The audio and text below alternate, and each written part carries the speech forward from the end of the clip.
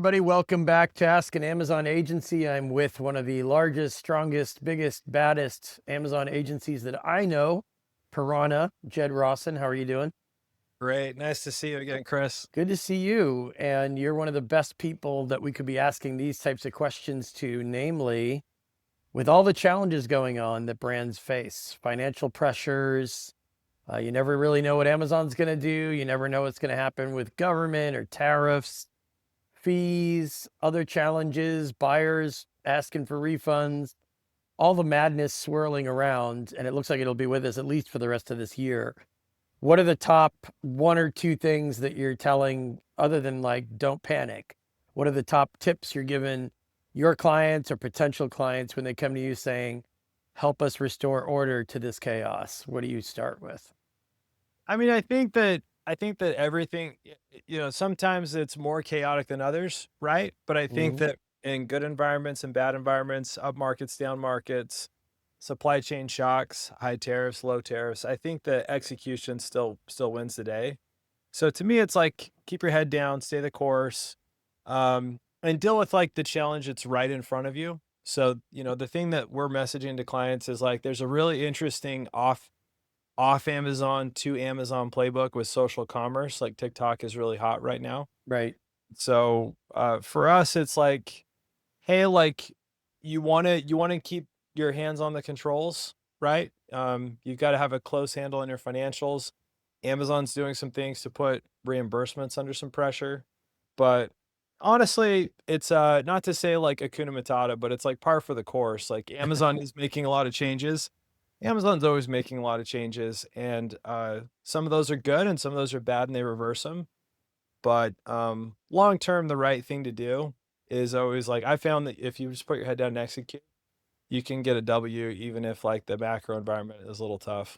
So if you have somebody who says, for example, like we got to cut costs somewhere, we're going to start with ads. Do you immediately say wrong place to cut costs? Don't skimp on ads because you'll drop in sales rank and then that'll hurt revenue and then that'll begin a downward spiral. Do you say things like that? Or do you say, well, let's think about that later. I've got a couple of other areas where you might be able to save some money or cut some costs. Yeah, I mean, it obviously depends on the financials. I think that the principle is the financials should drive the strategy. Hmm. And so I always start by looking at the financials as like through the owner's lens, right? Like if I own the business, what is the right thing? I usually if people want to cut ads, I usually say, "Hey, like no problem. Let's see how we can get, some let's drive some efficiency or how can we do more and less spend?" That's a tall order. But there's always things you can do to, test new strategies, um, scale spend up, scale spend down, see what happens. To me, I always look at the profitability and say, "Where can we pick up 1, 2, 3 points?" Right? Hmm. Amazon's a game of inches, and millimeters, and if you can pick up a couple points here, a couple points there, awesome. So sometimes we'll say, "Hey, if we can get more back in reimbursements, can we redeploy that to marketing?" That's budget neutral. And Right. brands are always pretty receptive to that. So I think if they want to cut Amazon's or if they want to cut marketing spend, my first strategy is always like, yeah, sure, let's try it. A lot of times they reverse course and realize they're cutting bone Hmm. and, Hmm. revenue drops and they're not happy about that. If they cut spend and revenue doesn't drop, that's always kind of a yellow flag that maybe you have to question if your spend is being deployed well. Yeah. I mean, if you're not selling through inventory quickly, you get financially penalized for that too, right? So in Yep. theory, reducing some of your A plus content spend, some of your ad spend, some of your marketing overall means you'll sell through inventory slower, right? Yeah, absolutely. I And that mean, doesn't work either, you know? no, and I think at the core of it, like, you've always gotta be skating to where the puck is going, and so I think innovation is critical, Hmm. and, you always wanna be looking 6 to 12 months ahead and saying, "Hey, what are the latest trends? How are you capitalizing them?" Like, one trend we saw coming along was office colostrum, and we worked on Armra. They're a top 5 player in the space, and we've since launched someone else who now is the number 1 player in the space, and so it's like you can see Hmm. these trends coming, and the key is to get the CEOs you work with and the executive teams to be responsive to what the consumer is doing, because the consumer actually drives where the dollars go. Yeah. Are they relying on you to kind of tell them what's around the corner?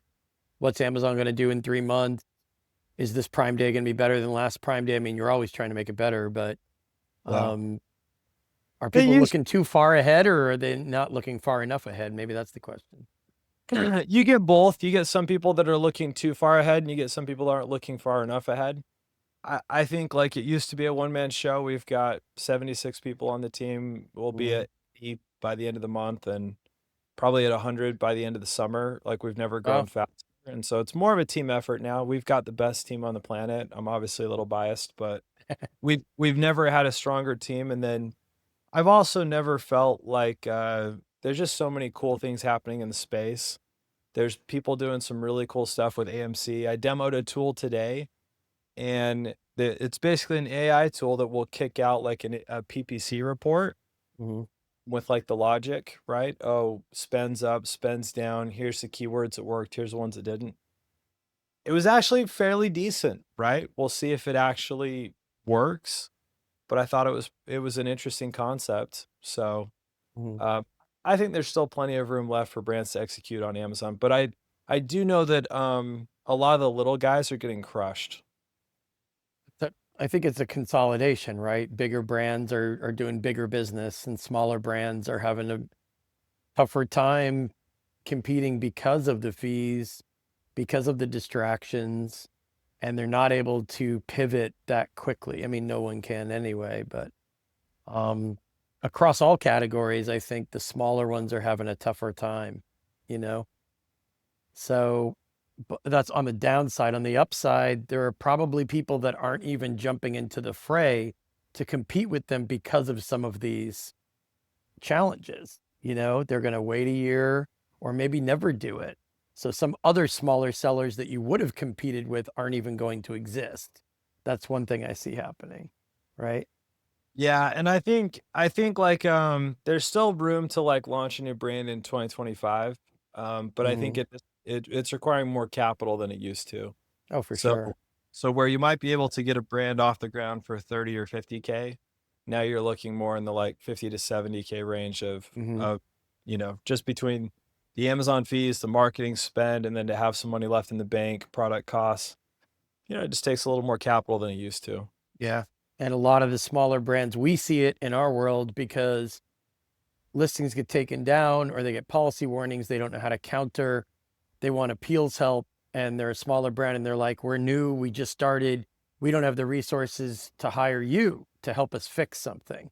So they don't have that or the capital that you're talking about. And I think those are just formidable, obstacles that mean that they're really kind of not ready to do it. They might have already started it, so maybe it's not a choice now.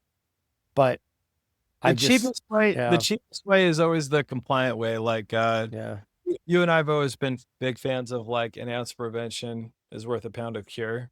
Hmm. So there's a lot of value in being a Boy Scout and doing it the white hat way. I don't think it's popular. Not a lot of people talk about it that way. Hmm. A lot of the short-term shortcuts, they're dead ends, right? You Yeah. might buy some fake reviews, and that might get you up the rankings for a short period of time. Temporary. Amazon catches on to it, then all your reviews get wiped. Now you're back on ground zero. Now you lost 6 months. Yeah. Now you're worse off than when you started. Yeah, I actually have an interesting quick story about that. There was a new seller who was having trouble getting traction, maybe didn't have the budget, but they went back to the old style, like ask your friends and family type thing. And they didn't lose their whole account, but they lost, I guess it's either all the reviews on those ASINs or they lost the ASINs themselves. And it's like, imagine, if you took more of a conservative, slow and steady wins the race, but slow growth instead of going for a quick fix, quick growth strategy, which had high risk that resulted in this type of outcome. And like you said, you can't really recover from that anymore on Amazon. Maybe in the old days you could, like a few years ago, you could kind of like quickly try to rebuild or just quickly correct some awful decisions you made. But now I don't know how people would recover from that. I think that's just ancient. One of the war stories we just went through, and like we have a lot of successes. Like been fortunate and blessed to have a lot of wins, But like one of my recent failures was I was working on a shutdown case that came to us that, from a close friend. Mm-hmm. And it was one where it's like, hey, we've seen this before. Maybe they were too aggressive on some review acquisition strategies, Right. but it didn't seem like it was past the point of no return, right? Mm-hmm.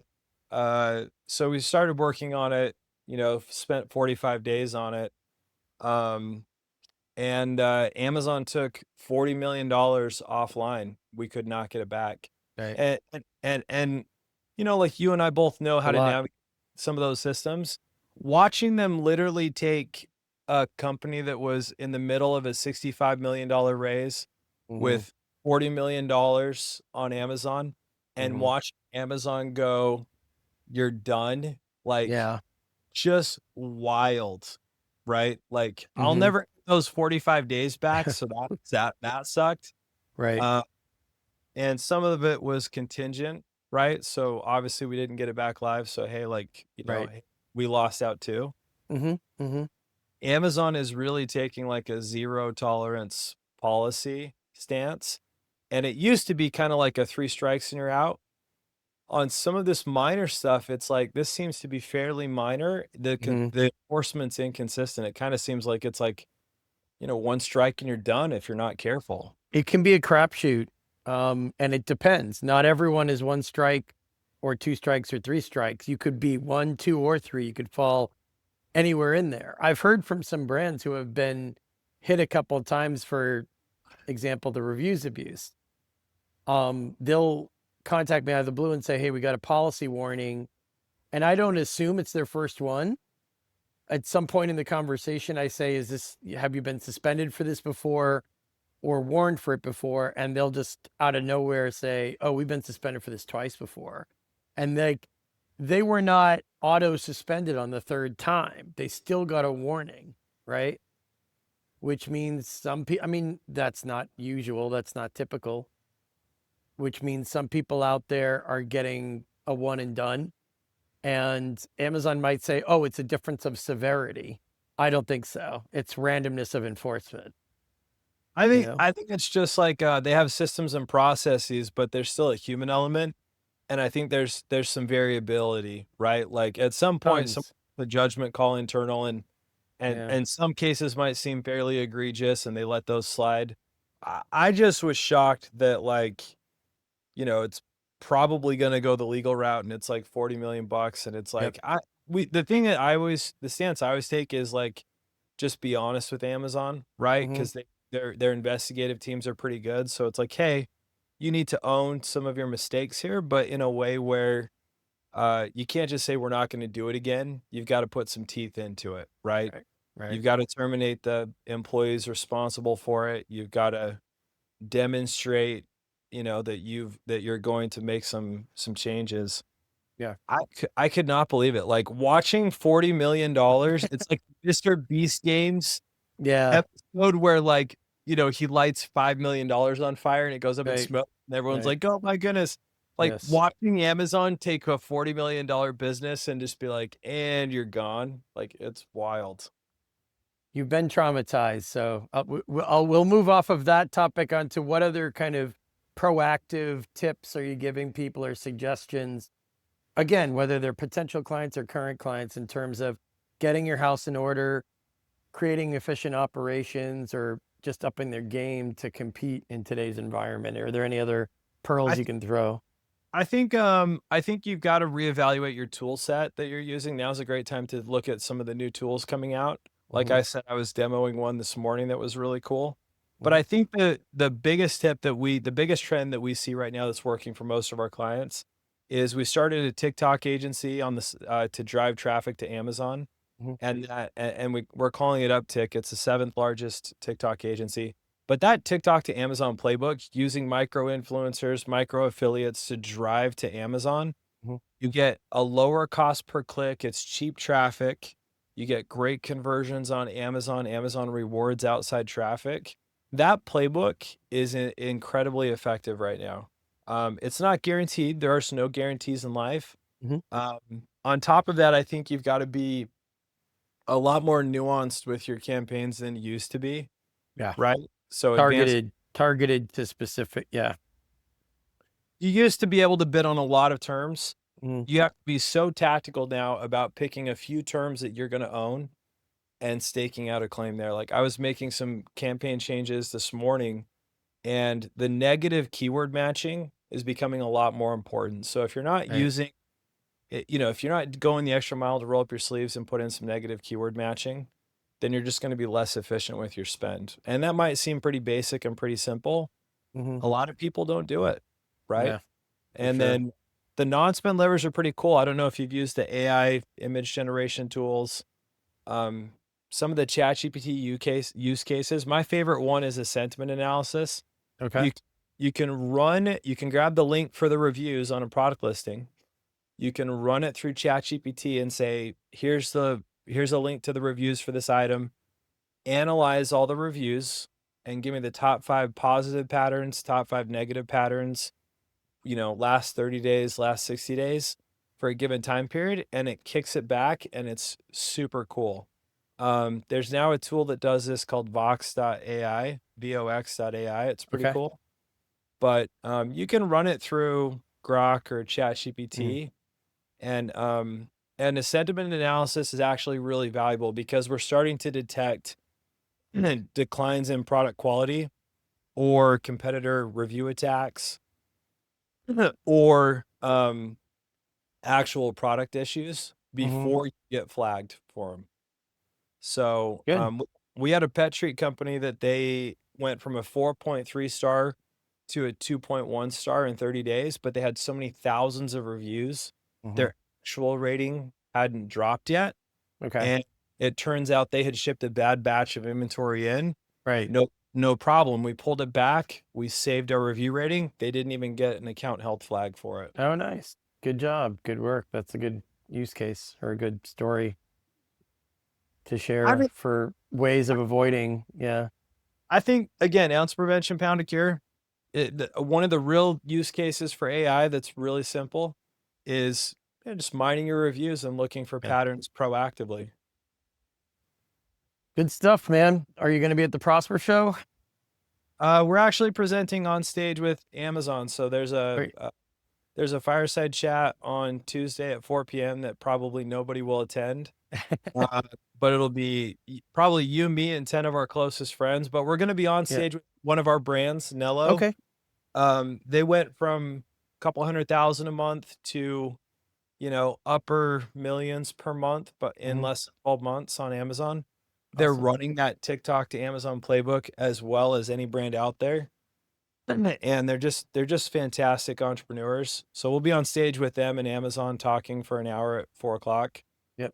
Um, but I mean, Sounds good. I think at this point, you and I both get dragged to go to these shows. We kind of avoid it, and we end up there anyways. So I look forward to seeing you there. Oh, I've got a booth this year. So Oh, I'll be in the booth.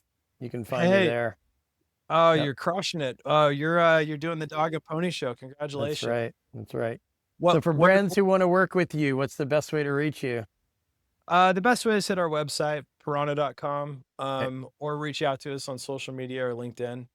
Sweet. Um, my CRO is Nate Roner. So if you look up Nate Roner, or you look up Brian Dill, our SVP, they're fantastic as well. But we're just grateful for all the partners and brands that have trusted us with their business. We now have over 170 clients, and Oh, well.